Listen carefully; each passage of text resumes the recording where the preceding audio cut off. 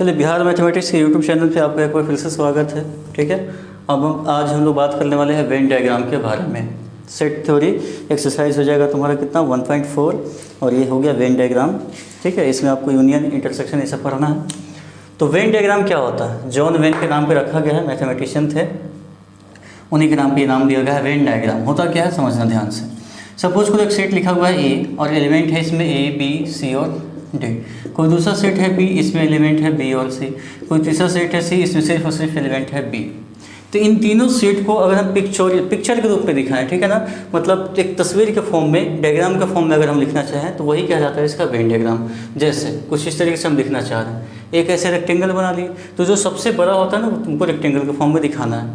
तो इसमें ए बी सी और डी है एलिमेंट, ए बी सी और डी इस तरीके से एलिमेंट है। उसके बाद एक बी जो सेट है ना उसमें बी और सी दोनों है, तो कुछ ऐसा सेट बना लिए हम जिसमें बी और सी दोनों मिल गया। ठीक है ना, ये जो था पहला वो ए था, ये जो बना हुआ है वो क्या है बी है, और एक अलग से सी आया है जिसमें सिर्फ और सिर्फ बी है, तो एक ऐसे भी बना लिए, तो ये हो गया सी। अब इसका मतलब क्या हुआ? इसका मतलब ये कि हम क्या किए, पहले एक रेक्टेंगल बनाए, फिर एक एलिप्स बनाए और बीच में क्या बना दिए, सर्कल बना दिए। तो तीनों सेट को एक फोटो के रूप में दिखा दिए कि नहीं दिखा दिए, तो यही दिखाना मतलब क्या है वेन डायग्राम। तो इस तरीके से अगर दिखा देंगे तो वही क्या कहलाता है, वेन डायग्राम कहलाता है। बस यही था इसका मतलब। जैसे एक और एग्जाम्पल के तौर पे बात करें तो मान लो कोई क्लास है जिसमें 50 स्टूडेंट है, टोटल 50 स्टूडेंट हैं, जिसमें से क्या है कि 20 को क्रिकेट खेलना पसंद है, हो सकता है 10 को मान लो फुटबॉल खेलना पसंद हो, और 5 ऐसा है कि जिसको क्रिकेट भी पसंद है और फुटबॉल भी पसंद है। क्रिकेट भी पसंद है और फुटबॉल भी पसंद है, तो इसको हम कैसे बनाएंगे वेन डायग्राम? तो इस तरीके से लिख लेते हैं ये क्रिकेट है, ये फुटबॉल है, और 5 जो है ना 5 बच्चा वो दोनों खेल रहा है 5 बच्चा जो है क्रिकेट भी खेल रहा है और फुटबॉल भी खेल रहा है। ठीक है, और टोटल क्रिकेट कितना था 20, तो 5 तो यहाँ आ चुका है, मतलब 15 सॉरी, तो 15 और 5 हो गया 20, ये हो गया क्रिकेट खेलने वाला क्या हो गया। फुटबॉल वाले में क्या है 5 है, टोटल बच्चा 10 है, तो 5 तो पहले हो चुका, 5 10 हो गया। और टोटल कितने बच्चे हैं, 50 बच्चे हैं, तो 5 5 10 और 15 हो गया 25, मतलब 25 बच्चे जो है कुछ भी खेल नहीं रहे हैं। तो इस तरीके से हम एक डायग्राम के तौर पे दिखा देंगे तो यही कहा जाएगा इसका वेन डायग्राम। तो इसमें कुछ खास है नहीं, इसका यूज आएगा आगे, फिर हम इसको बात करेंगे अच्छे से। फिलहाल बस यही कि कोई भी सेट है, सेट को डायग्राम के फॉर्म में दिखाना है, एक के अंदर में एक, तो वही कहलाता है वेन डायग्राम। इसके बाद इसी में एक टर्म है, चाहे पहले देख लो, यूनियन ऑफ सेट। यूनियन का सिंबल यू से दिखाएंगे, यूनियन ऑफ सेट्स। जैसे कोई सेट है ए, इसमें एलिमेंट ले लेते हैं हम ए और बी, कोई दूसरा सेट लेते हैं बी, इसमें एलिमेंट लेते हैं बी और डी, तो ए और बी का यूनियन क्या होगा? तो यूनियन का मतलब होता है समूह, एक जगह पे इकट्ठा कर देना। तो एक जगह इकट्ठा कर लेंगे तो क्या क्या मिल जाएगा, ए बी और डी मिल जाएगा, तीनों मिल गया, ए बी डी। तो बी तो 2 बार लिखेंगे नहीं, बात तो बराबर ही है, मतलब ए जो है बी का भी दोस्त था, दोनों साथ साथ रहता था, बी भी डी के साथ रहता था, मतलब तीनों को एक साथ मिल गया था। ए बी डी, बी 2 बार थोड़ी मिलेगा, तो अकेला आदमी है, तो एक ही साथ लिख लेंगे ए बी और बी डी, मतलब बी 2 बार था तो एक ही बार लिखेंगे ए बी और डी। यही क्या कहलाएगा इसका यूनियन। यूनियन का मतलब बस इतना है कि जो भी सेट है अलग अलग, सबको एक जगह इकट्ठा कर ली, वही उसका क्या कहलाएगा, यूनियन। अब इसका कुछ प्रॉपर्टी है। पहला प्रॉपर्टी क्या है कि अगर हम ए का यूनियन ए के साथ ले तब क्या मिलेगा, ए का यूनियन ए के साथ ले तो कुछ मिलेगा क्या, यही मिलेगा, अलग थोड़ी हो जाएगा। ये कहे कि ए है और यूनियन कर ले फाई के साथ, क्या मिलेगा, तो फाई में कुछ भी नहीं, ए में ए और बी है, दोनों को मिलाएंगे तो सिर्फ ए वाला ना एलिमेंट आएगा, और कुछ तो आएगा नहीं, तो ये भी ए आएगा। ये कहे कि बताओ ए है और कोई यूनिवर्सल सेट है, दोनों को मिला देते हैं यूनिवर्सल सेट में, तो सब में आ जाता है, तो सब का सब मिल जाएगा। ठीक है, तो इस तरीके से कहे कि बताओ ए यूनियन बी और बी यूनियन ए बराबर होगा कि नहीं होगा, तो बिल्कुल बराबर होगा, क्योंकि ए में जितना एलिमेंट है और बी में जितना, सबको मिला दिए, तो बी में पहले मिला ए में बाद मिला, बात तो बराबर होता है। तो इस तरीके से कम्यूटेटिव होता है, एसोसिएटिव भी होता है, डिस्ट्रीब्यूटिव भी होता है, सब होता है। ठीक है, समझना बस ये था कि ए का और बी का यूनियन का मतलब ये कि ए में जितना एलिमेंट है, बी में जितना एलिमेंट है, सबको एक जगह इकट्ठा कर लेंगे, वही कहलाएगा इसका यूनियन ऑफ सेट्स। यूनियन जब हो जाए तो अब आते हैं इंटरसेक्शन। यूनियन जब हो जाए तो बात करते हम लोग इंटरसेक्शन ऑफ सेट्स, इंटरसेक्शन का सिंबल रहेगा ये। अब ए है, एलिमेंट है इसमें ए बी, और बी है, एलिमेंट है इसमें बी और डी। तो ए और बी का इंटरसेक्शन का मतलब क्या होगा? तो ए और बी का इंटरसेक्शन का मतलब ये होगा कि दोनों में कॉमन कौन है। यूनियन में हम सबको जोड़ रहे थे, और इंटरसेक्शन में क्या करेंगे, कॉमन करेंगे। तो दोनों में कॉमन कौन है? तो बी दोनों में कॉमन थी, इसका कॉमन हो गया, यही इसका इंटरसेक्शन कहलाएगा। तो इस पर प्रॉपर्टी क्या बनेगा? पहला प्रॉपर्टी कि बताओ ए का अगर हम इंटरसेक्शन ले लें ए के साथ तो क्या मिलेगा? तो ए में अगर ए बी है, इंटरसेक्शन ए के साथ ले रहे हैं, तो दोनों में कॉमन तो वही रह गया। कहे कि बताओ ए का इंटरसेक्शन अगर हम ले लें फाई के साथ, फाई में कुछ भी नहीं है, ए में सब कुछ है, हम कुछ एक कॉमन, तो कॉमन तुमको कुछ भी नहीं मिलने वाला है। अगर कहें कि ए का इंटरसेक्शन ले लें हम यूनिवर्सल सेट के साथ, तो सिर्फ और सिर्फ ए मिलेगा। यूनिवर्सल सेट में पूरा ब्रह्मांड भरा हुआ है, लेकिन ए में तो बस ए और बी था, तो दोनों में कॉमन कौन हुआ? तो सिर्फ ए और बी हुआ। वैसे ही अगर हम प्रॉपर्टी लिखें कि क्या ए और बी का इंटरसेक्शन बी और ए के इंटरसेक्शन के बराबर होगा, तो बिल्कुल बराबर होगा। ए और बी में कॉमन बी है, बी और ए में भी कॉमन कौन है? बी ही है। तो इस तरीके से ये भी कॉम्यूटेटिव, एसोसिएटिव, डिस्ट्रीब्यूटिव होता है, और प्रॉपर्टी ये सब याद रखना है।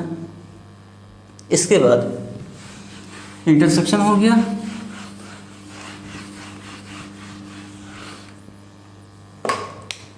अब इसको वेन डायग्राम पे समझना। दो सेट है, इसको हटा देते हैं, ए है बी है, तो अगर हम सबको मिला दें, टोटल मिला लें, ठीक है ना, तो हमको ये कहलाएगा ए यूनियन बी, क्योंकि सब मिल गया। और अगर हम इस तरीके से लिखते हैं ए और बी, और सिर्फ दोनों में जो कॉमन है उसको बात करें, तो ये क्या कहलाएगा? A intersection B. समझ में आया? ए यूनियन बी का मतलब टोटल, और इंटरसेक्शन का मतलब सिर्फ बीच वाला। अब इंटरसेक्शन पे एक टाइप होता है जिसका नाम होता है डिसजॉइंट सेट। डिसजॉइंट सेट क्या होता है कि वैसा कोई भी दो सेट जिसका इंटरसेक्शन क्या मिले, कुछ भी नहीं मिले, फाई मिले, तो वैसे सेट का नाम होगा डिसजॉइंट, मतलब जिसमें कुछ भी कॉमन नहीं हो। जैसे कोई सेट ले लिए ए, एलिमेंट है इसमें ए और बी, कोई दूसरा सेट ले लिए बी, एलिमेंट है सी और डी, तो दोनों में कॉमन कुछ है, कुछ भी कॉमन नहीं है, तो इसका मतलब ये दोनों क्या है? डिसजॉइंट सेट है। मतलब दोनों में बहुत ही झगड़ा होगा, दोनों में कुछ भी कॉमन नहीं है, ये अलग है, ये बिल्कुल अलग है, ठीक है, ये अपने रास्ते जा रहा है, ये अपने रास्ते जा रहा है, कुछ भी कॉमन नहीं है, न मंजिल एक है न रास्ता एक है, तो ये क्या कहलाएगा? Disjoint set.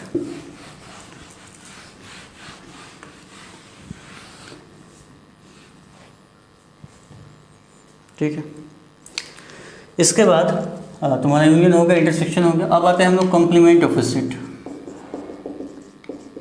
कॉम्प्लीमेंट, किसी सेट का कॉम्प्लीमेंट क्या होता है? तो सपोज करो एक सेट लिए हुए हम ए बी सी, और कॉम्प्लीमेंट तभी निकल पाएगा ना जब इसका यूनिवर्सल सेट भी मिला हो। यूनिवर्सल सेट मान लेते हैं, लिखते हैं हम लोग A B C D E F, कहाँ तक? जेड तक।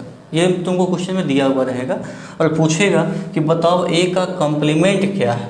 ए का कॉम्प्लीमेंट क्या है? कॉम्प्लीमेंट का मतलब क्या होता है?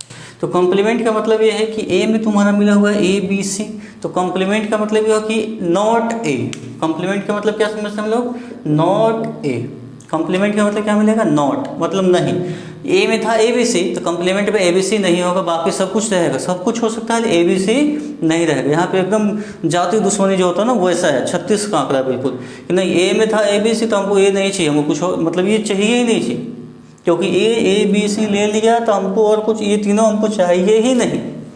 जैसे होता है ना कि दो औरत में झगड़ा होता है कि नहीं इसके पास ये सब कपड़ा है तो हम ये सब कपड़ा लेंगे नहीं, हम बिल्कुल नया कपड़ा लेंगे, बस लड़ाई होते रहता है, ठीक है। तो वही चीज़ यहाँ भी है कि ए में एलिमेंट है ए बी सी, तो कॉम्प्लीमेंट में कभी भी ए बी सी नहीं आने वाला है, तो कौन कौन आएगा बताओ?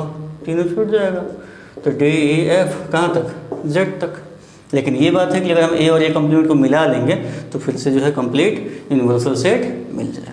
तो बस मतलब ये था कि कॉम्प्लीमेंट जब भी कहें मतलब उसको छोड़ के बाकी सब, ठीक है। और कॉम्प्लीमेंट का कॉम्प्लीमेंट ले लेंगे तो फिर से ये मिल जाएगा।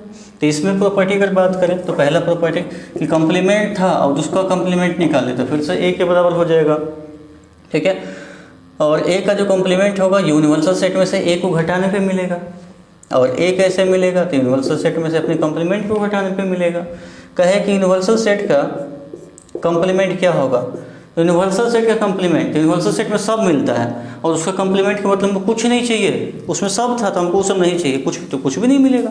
कहे फाई का कॉम्प्लीमेंट कितना होगा, तो फाई में कुछ भी नहीं है और उसको कॉम्प्लीमेंट पूछा था उसको उल्टा, तो कुछ भी नहीं का उल्टा सब कुछ, तो यूनिवर्सल सेट। तो ये सब क्या है, इसका प्रॉपर्टी है, ठीक है, याद रखना है इसको।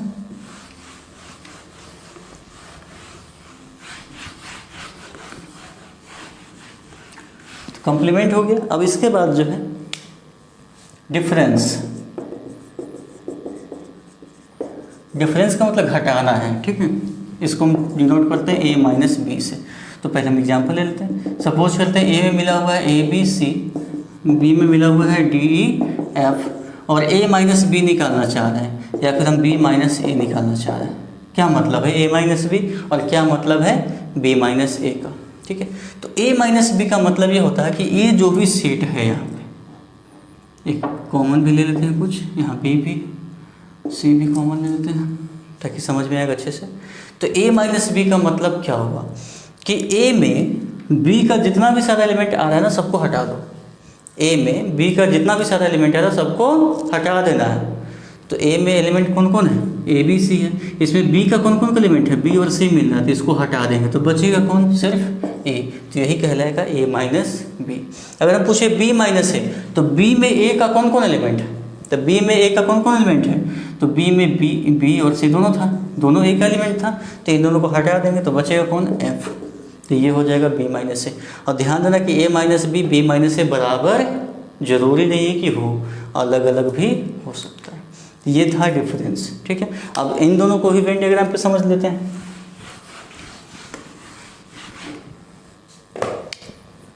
जैसे ये है मेरा यूनिवर्सल सेट और एक सेट है यहाँ पे a, तो a का कॉम्प्लीमेंट कौन होगा, तो a को छोड़ के बाकी सब, ये सब होगा, ये सब जो है a का क्या कहलाएगा, कॉम्प्लीमेंट। सिर्फ इसके अंदर नहीं जाना है, मतलब a को छोड़ देना है बिल्कुल, तो ये कहलाएगा a का कॉम्प्लीमेंट। अगर हम कहें a माइनस बी, तो सपोज करो तुम्हारा ये a है, ये है b, और हम a माइनस बी निकालना चाहते हैं। a माइनस बी का सेट कौन होगा बताओ, तो a का वैसा पार्ट जिसमें b नहीं हो, तो b को हटा देंगे पूरा का पूरा, b को हटा दिए, तो ये जो बचा ना, ये जो बच गया वही मेरा क्या है, a माइनस बी है। तो इसको हम ब्लैक से कर लेते हैं। तो ये क्या है, a माइनस क्या है, b है। इसको हटा, बिल्कुल इसको हटा देना है, खत्म, यहाँ से ये बिल्कुल गायब। तो ये जो पार्ट बना यही पार्ट क्या है, a माइनस बी था।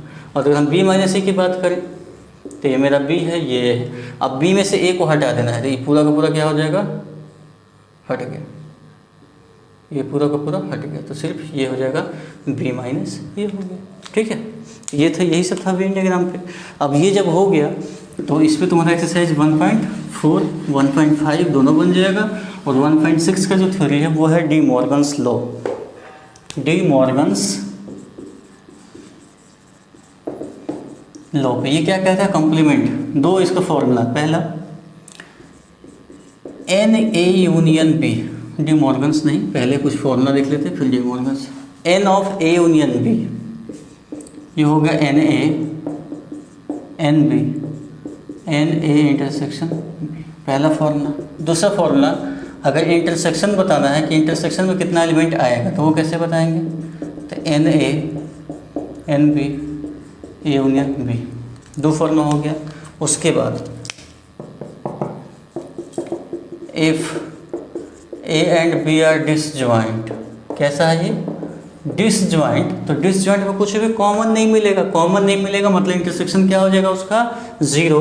तो सिर्फ उसी केस में जब ए और बी डिसजॉइंट हो, ए यूनियन बी जो होता है वो क्या होता है, n A plus n B होता है। तो ये तीन फॉर्मूला याद रखना है, इस पे एक्सरसाइज 1.6 बनेगा।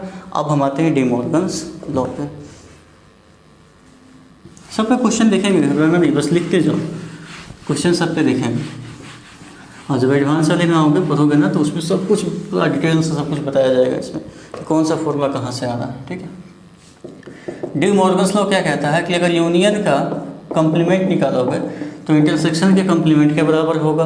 और दूसरा कि अगर इंटरसेक्शन का कॉम्प्लीमेंट निकालोगे ना, ठीक है, तो ये यूनियन के कॉम्प्लीमेंट के बराबर होगा। बस अभी फॉर्मूला देखना है, क्वेश्चन इस पर देखते हैं अभी। मतलब यूनियन का कॉम्प्लीमेंट अगर निकालना है तो वो इंटरसेक्शन के कॉम्प्लीमेंट के बराबर होगा, और इंटरसेक्शन के कॉम्प्लीमेंट निकालेंगे तो यूनियन के कॉम्प्लीमेंट के बराबर होगा। बस इसको याद रखना है। और इस तरीके से जो तुम्हारा थ्योरी है वो कंप्लीट हो चुका है। अब हम बात करने वाले हैं एक्सरसाइज के बारे में, ठीक है। तो एक्सरसाइज 1.4 को देखते हैं सबसे पहले। ज़्यादा लिखेंगे नहीं, क्वेश्चन निकालो, बुक निकालो, देखो ध्यान से। Find the union of each of the following pair of set. A दिया, पहले क्वेश्चन में एक्स है, वाई है। एक्स में है 1 3 5, वाई में है 1 2 3। दोनों को जोड़ लेंगे तो क्या हो जाएगा 1 3 5। 3 तो उसमें मिल ही चुका है, 2 एक एक्स्ट्रा है तो 1 2 3 5 हो गया, ये हो गया यूनियन।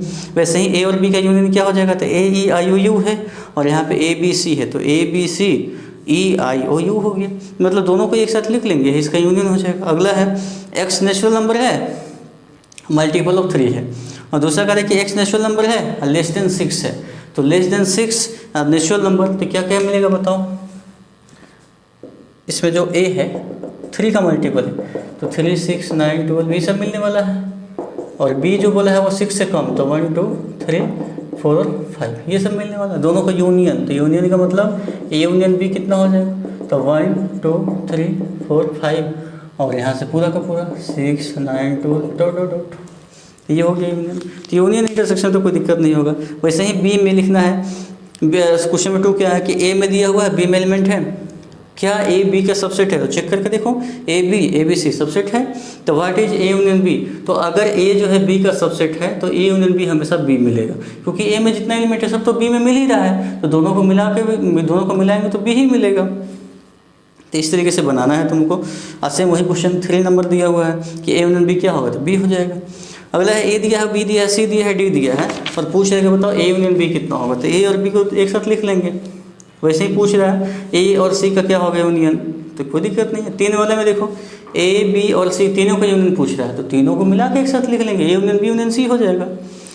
तो इसमें कोई दिक्कत तुमको होगा नहीं। क्वेश्चन नंबर 9 में देखते हैं, इसमें है डिफरेंस, ए में से बी घटाना है, तो ए में से बी का जितना भी एलिमेंट है सबको हटा दो। 3 6 9 12 15 18 21 है, ठीक है ना। 3 6 9 12 15 10 21, और इसमें बी में है तुम्हारा 4 8 12 16 और 20। 4 तो उसमें है नहीं, 8 भी नहीं, 12 है, 12 माइनस हो जाएगा, 16 भी नहीं है, 20 भी नहीं है। मतलब a माइनस बी कितना हो जाएगा 3 6 9 15 18 और 21। मतलब उसमें से उसको घटा दो, निकल जाएगा, कोई दिक्कत नहीं है। तो इस तरीके क्वेश्चन नंबर 12 देखो कि 2 3 4 5 और 3 6 क्या डिसजॉइंट है, तो डिसजॉइंट के लिए कुछ भी कॉमन नहीं मिलना चाहिए। तो 2 3 4 5 में और 3 6 में कॉमन तो मिल गया 3, मतलब ये डिसजॉइंट नहीं है। तो बस ये था। उसके बाद आता है कम्प्लीमेंट वाले पे, तो कम्प्लीमेंट में तुम्हारा एक्सरसाइज हो जाएगा 1.5। ये यूनिवर्सल सेट दिया हुआ है 1 2 3 4 5 6 7 8 9, ए में दिया है 1 2 3 4। पूछा जा रहा है कि ए का कम्प्लीमेंट क्या होगा, तो ए का कम्प्लीमेंट क्या हो जाएगा, तो 1 2 3 4 को छोड़ देंगे तो बचेगा क्या 5 6 7 8 9, तो ये इसका कम्प्लीमेंट हो गया। क्वेश्चन नंबर 2 में क्या है, मतलब उसी में बी का कम्प्लीमेंट क्या होगा, तो बी में कितना मिला हुआ है 2 4 6 सेट, तो इसका कम्प्लीमेंट क्या हो जाएगा, तो 2 4 6 सेट को छोड़ दिया जाएगा तो क्या बचेगा, तो 1 3 5 उसके बाद 7 उसको 9 बचेगा। फिर अगला क्वेश्चन इसी में दिया है कि ए यूनियन सी का कम्प्लीमेंट क्या होगा, ए यूनियन सी का कम्प्लीमेंट क्या होगा, तो हम पहले ए यूनियन सी निकाल देंगे और उसको यूनिवर्सल सेट में से घटा लेंगे। या फिर अभी डी मॉर्गन्स वाले बताए थे ए यूनियन सी का कम्प्लीमेंट, इसका मतलब ये ए यूनियन सी का कम्प्लीमेंट, इसका मतलब हम ए का कम्प्लीमेंट निकाल लें, सी का कम्प्लीमेंट निकाल लें और दोनों को इंटरसेक्शन ले लेंगे तो भी बात क्या होगा वही आएगा। तो इस समय कोई दिक्कत खास होने वाला है नहीं, कम्प्लीमेंट निकाल लोगे और दिक्कत होगा तो हम कहें ही क्वेश्चन पूछोगे। और उसके बाद क्वेश्चन नंबर है 1.6 एक्सरसाइज 1.6, ये तुम्हारा है practical problems on set theory. तो जो कि तुम्हारा जो 3 फॉर्मूला लिखे थे सबसे पहले, ठीक है ना, ए यूनियन बी का जो नंबर होगा टोटल एलिमेंट कार्डिनल नंबर वो होगा NA + NB - NA intersection B, तो ये सब पे बनेगा क्वेश्चन। अब ध्यान से देखो कैसे बनाएंगे इसको। तो पहला क्वेश्चन ये है कि 1.6 का ये NX जो है वह है 17, NY जो है वह है 23, N ऑफ X यूनियन जो Y है वह है 38। निकालना है NX इंटरसेक्शन Y कितना होगा। तो अभी बताए थे फॉर्मूला क्या है मेरे पास, कुछ भी क्वेश्चन दें हम फॉर्मूला लिख लेंगे पहले, X यूनियन Y बराबर NX + NY - NX intersection Y, दिखाई तो दे ही रहा होगा। X यूनियन Y मिला हुआ है कितना 38, एक्स मिला है कितना 17, जो मिला रहेगा उसको लिखेंगे, जो नहीं मिला रहेगा नहीं लिखेंगे। वाई कितना है 23 माइनस ये कितना है एक्स इंटरसेक्शन वाई, यही निकालना है तो इसी को निकाल देते हैं। तो ये हो जाएगा 38 और 17 प्लस 23 कितना हो जाएगा 40 माइनस क्वेश्चन मार्क। ठीक है, तो क्वेश्चन मार्क कितना हो जाएगा 2, क्वेश्चन मार्क है कौन, मतलब n intersection X intersection Y. तो इसी का वैल्यू कितना मिलेगा 2। तो जो पूछेगा उसको निकाल देंगे, बस फॉर्मूला इसको लिख लेना है। ठीक है, इसमें एक यूनियन दिया रहेगा, एक इंटरसेक्शन रहेगा और एक अलग अलग रहेगा, तो सबके वैल्यू को बैठा देना है, क्वेश्चन अपने आप बन जाएगा। जैसे क्वेश्चन नंबर 2 की बात करें तो सेम क्वेश्चन है। क्वेश्चन नंबर 3 की बात करते हैं, तो लैंग्वेज प्रॉब्लम है।